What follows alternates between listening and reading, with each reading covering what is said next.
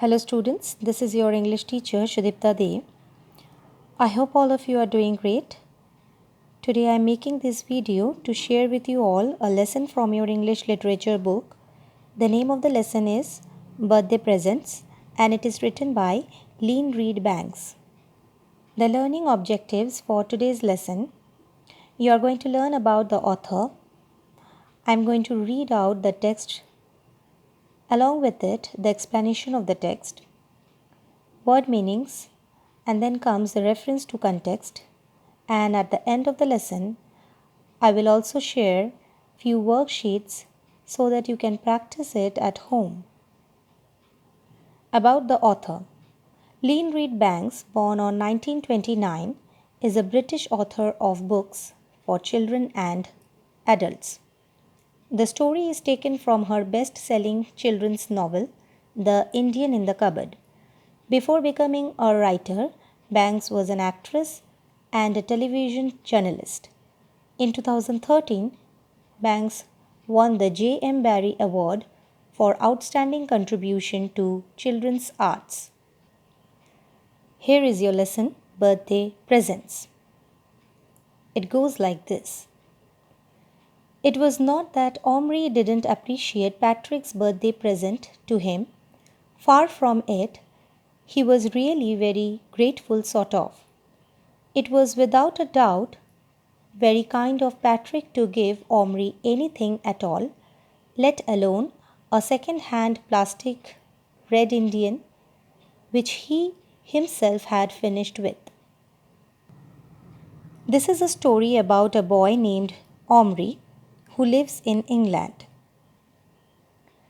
It was the day of Omri's birthday, and his best friend Patrick had presented him a plastic Red Indian toy, which was actually a second-hand piece of his own collection of toys.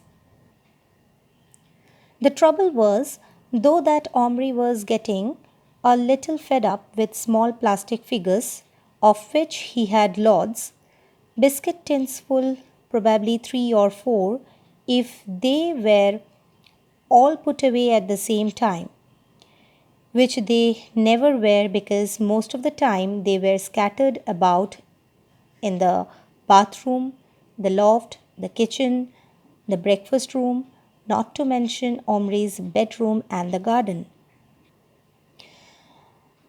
So unfortunately, Omri was fed up with small plastic figures, as he had many of them in his house, and most of them they were scattered around in the areas like the bathroom, the loft, the breakfast room, and so on.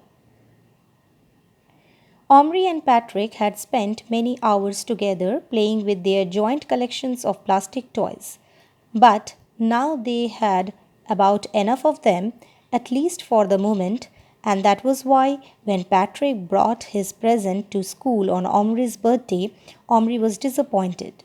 He tried not to show it, but he was.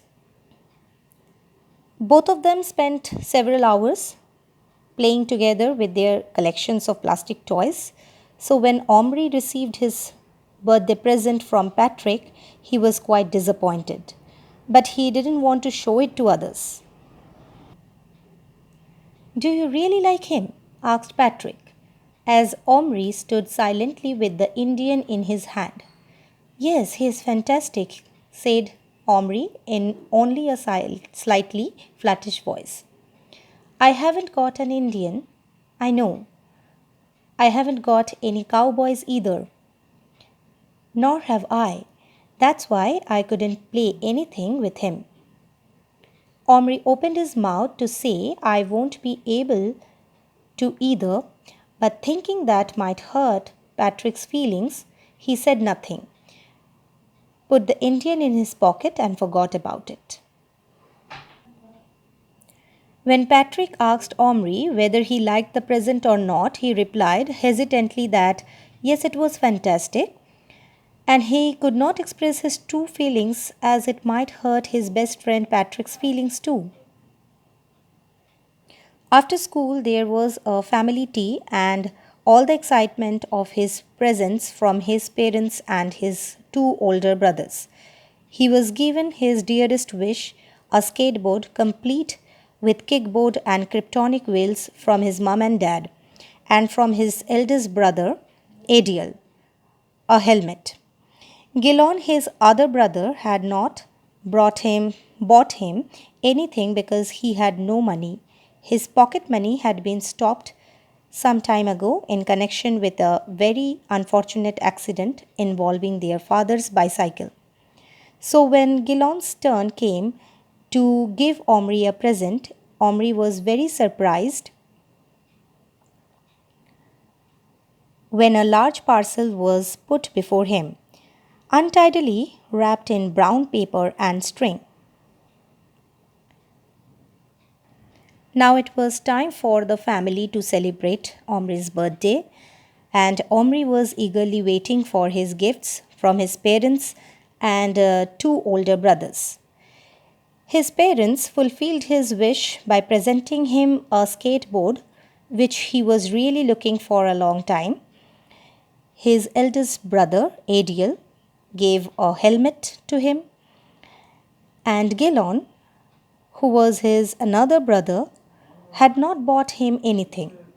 The reason was that he had no money, as his parents had stopped his pocket money for an incident where he faced an accident. So he surprised Omri with a large parcel. What is it? Have a look. I found it in the alley. The alley was a narrow passage that ran along the bottom of the garden where the dustbins stood. The three boys used to play there sometimes and occasionally found treasures that other, perhaps richer neighbors had thrown away. So Omri was quite excited as he tore off the paper. Inside was a small white metal cupboard with a mirror in the door, the kind you see over the basin in old fashioned bathrooms. So, Gilon, Omri's brother, he had found the gift in the alley where they used to play and sometimes found treasures too. And Omri was naturally very excited, and when he opened it, he found a cupboard like a cabinet with a mirror. You might suppose Omri would once again be disappointed because the cupboard was fairly plain and, except for a shelf, completely empty. But oddly enough, he was very pleased with it. He loved cupboards of any sort because of the fun of keeping things in them. He was not a very tidy boy in general, but he did like arranging things in cupboards and drawers, and then opening them later and finding them just as he had left them.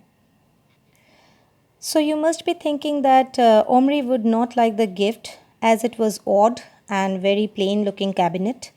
But unfortunately or fortunately, he loved this kind of cupboard and he loved to arrange things in it.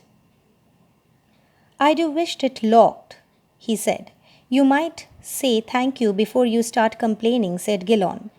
It's got a keyhole, said their mother, and I have got a whole box full of keys. Why don't you try the smaller ones and see if any of them fit?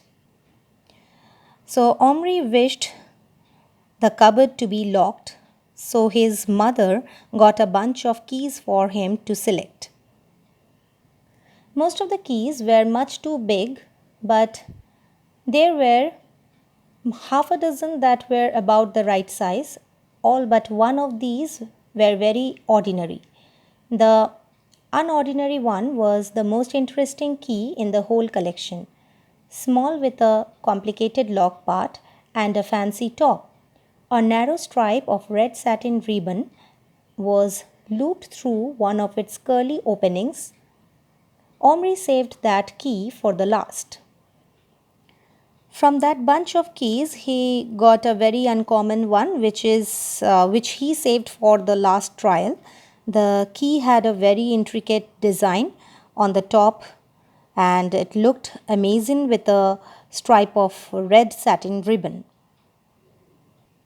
None of the others fitted, and at last he picked up the curly topped key and carefully put it in the keyhole on the cupboard door, just below the knob. He did hope very much that it would turn and regretted wasting his birthday cake cutting wish on something so silly, or rather unlikely, as that he might pass his spelling test the next day, which would take real magic to bring about, as he hadn't even looked at the words since they had been given out 4 days ago. Now he closed his eyes and unwished the test pass and wished instead that this little twisty key would turn Gillon's present into a secret cupboard. So, when he was trying to lock the cupboard with the unusual key, several thoughts like whether he would pass his spelling test or not, or he regretted wasting his birthday cake cutting wish, and so on, came into his mind. The key turned smoothly in the lock. The door wouldn't open. Hey, Mum! The key turned smoothly in the lock. The door wouldn't open. Hey, Mum, I have found one. Have you, darling? Which one? His mother came to look. Oh, that great! How very odd! That was the key to my grandmother's jewel box that she got from Florence. It was made of red leather and it fell to bits at last. But she kept the key and gave it to me. I threaded it on that bit of ribbon. It was much longer then, and hung it around my neck and told her I would always wear it and remember her. And I did for a long time, but then the ribbon broke and I nearly lost it. So Omri was ecstatic as he found the appropriate key to lock the cabinet or the cupboard. His mother told him a beautiful story behind the key. The key belonged to Omri's great grandmother, and she passed it to Omri's mother, and she kept it safely for a long time. You could have got a chain for it, said Omri. She looked at him. You are right, she said. I should have done just that. But I didn't, and now it's your cupboard key. Please don't lose it, Omri. Will you? Omri put the cupboard on his bedside table and, opening it, looked inside thoughtfully. What would he put in it? It's supposed to be for medicine, said Gillon. You could keep your nose drops in it. No, that's just wasting it. Beside, I haven't any other medicines. Why don't you pop this in? His mother suggested, and opened her hand.